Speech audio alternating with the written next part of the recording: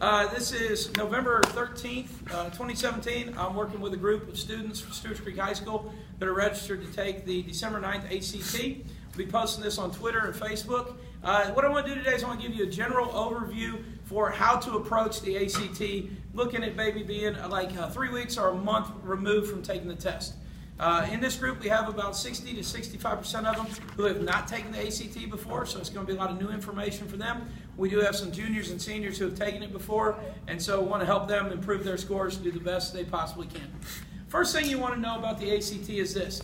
It is a timed test. Okay, so let's embrace the fact that it's timed.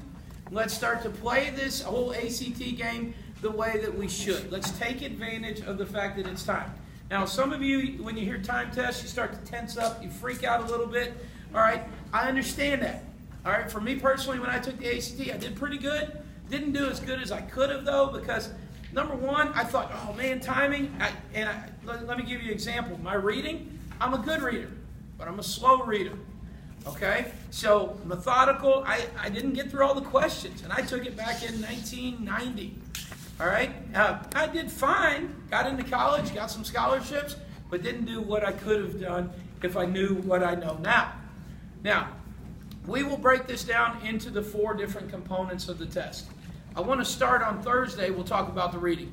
All right, the reading, I'll explain to you my strategies for attacking the reading, whether you're a great reader, whether you're a mediocre reader, whether you're a bad reader. Okay, there's strategies that exist to help you out to do the best that you possibly can on the reading.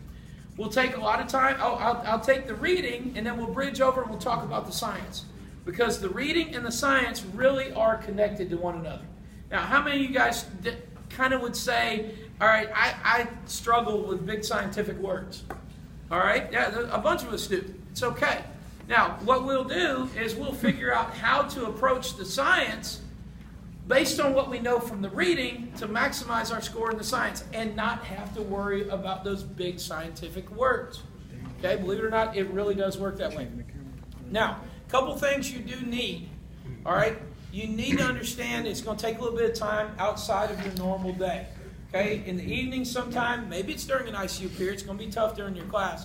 But sometime where you can get alone, get in a quiet place, you need 15 to 20 minutes, 5 times a week to be able to practice these strategies. Okay? You all have a copy of a practice ACT right now or an ACT that's been discontinued. That's fine. I've got other copies as well. Okay? I will walk you step by step through how to practice. I'll give you the structure for how to practice. Okay? That's the reading. That's the science. We'll talk about English. We got a couple of handouts for English that talk about strategies for attacking the English. Okay, what do we need to know about commas on the test? What do we need to know about colons, semicolons? What do we need to know about the structure of how the English test is created, and then how we attack it? And also, how do we maneuver our way through 75 questions in such a short amount of time? And you know what? You'll get there. We may not know it right now, but we'll get there. And then let's talk about math. The reality is the math really is the one subject on the ACT that's tested that really divides people out based on content knowledge. Okay? What do I mean by that? Well, some people that are in the room that are taking it, they haven't even had geometry yet. Okay? That's okay.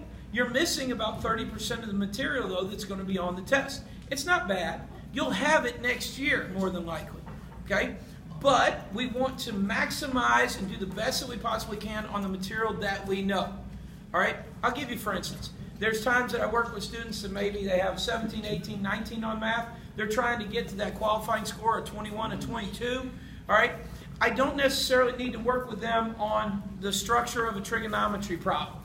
Okay? If they've never had that. We need to practice more on pre-algebra and algebra and then maybe college level algebra or algebra 2, things like that. Go ahead and strengthen those areas so that they can get to that 22, 23, 24. Now, speaking about numbers, every student taking the ACT, in my opinion, needs to have a goal. You need to have a goal of what you want to score composite. You need to have a goal of what you want to score on the math, the reading, the English, and the science. Proverb says this, a people without a vision will perish. Listen, if you're not working toward a certain thing on this test and you don't know what you're working toward, then you're probably going to struggle in this area or that area. The other thing is about having a goal. Why do we take the ACT? For some of you, it's to make your mom and dad happy. Yeah, I get that. But ultimately, it's about getting into school and then making money when we go to school.